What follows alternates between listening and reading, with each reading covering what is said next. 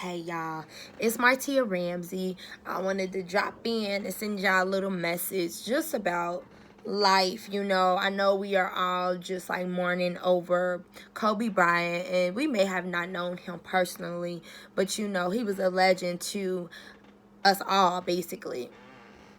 And I just can't help to just think about the students at school, when I'm at work, the stuff that I hear children say. And, they be like, I don't want to be here. I'm so depressed. I hate life. And it's just like, it's sad because if only they knew the things that we went through, as far as making sure our bills paid, taking care of kids. Some people are taking care of kids on their own, trying to find a way. And it's like, dang, you only got to go to school. But that's the part that we see. We don't know what they have to do when they get home. We don't know if they have to cook dinner for their whole family.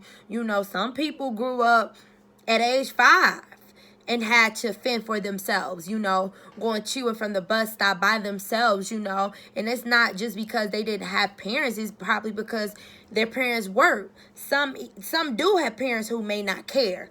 But it's important for us to be that person in someone's life to let them know that we care, that they do have someone who care about them and their well-being.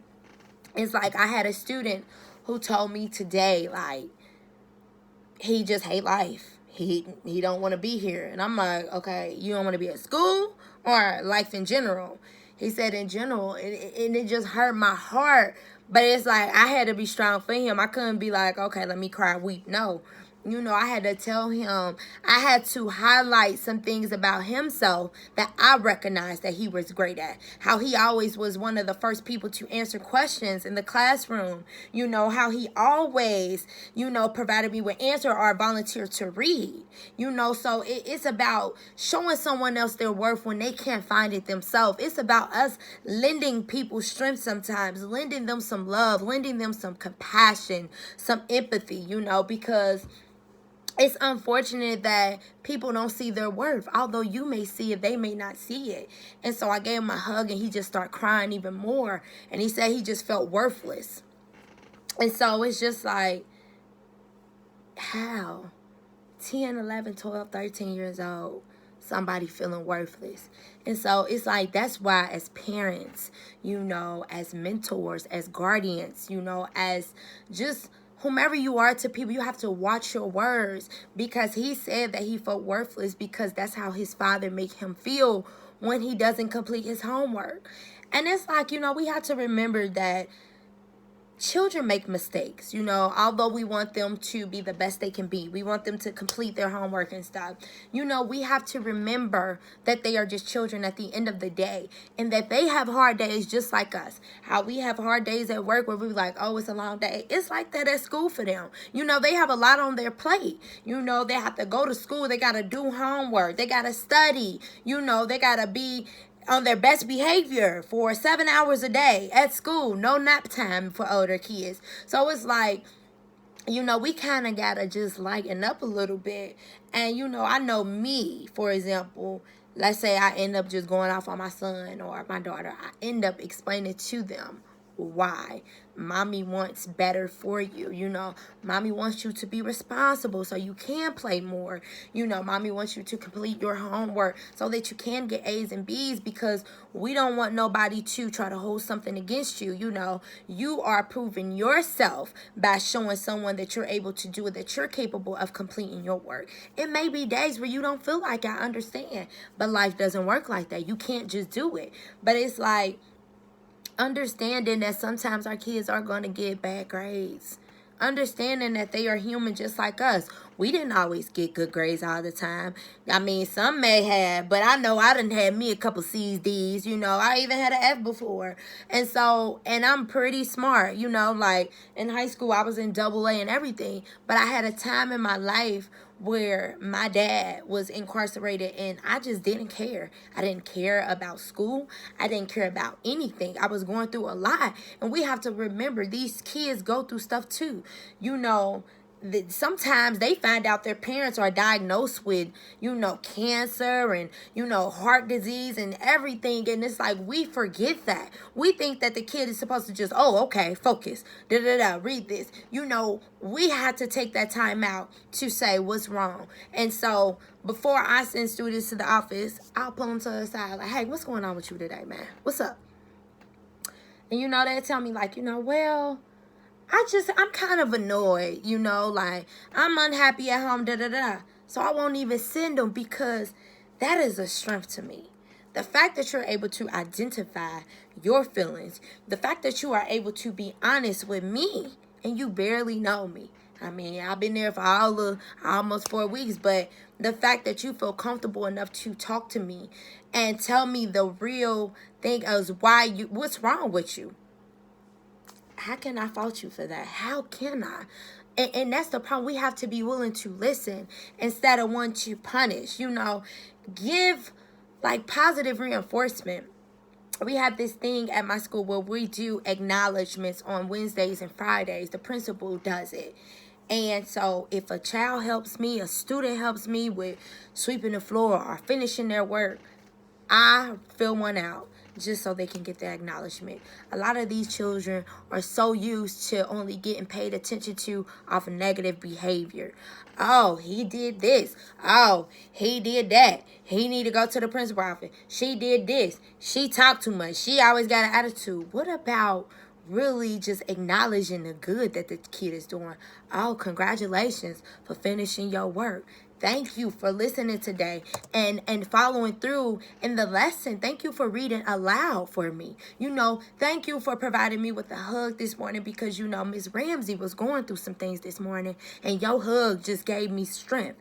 It's letting these children know that they mean something to us as well, and not just leaving them alone, because a lot of these kids, They are convinced that they don't want to be here. They are convinced that they want to commit suicide.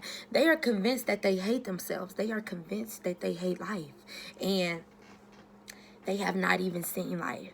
They have not seen a lot. They just see what's on social media. They see a lot of things. They hear a lot of songs, hateful songs. And it's like in the morning, I listen to positivity, upbeat things, positive affirmations, positive music, uplifting music, godly music.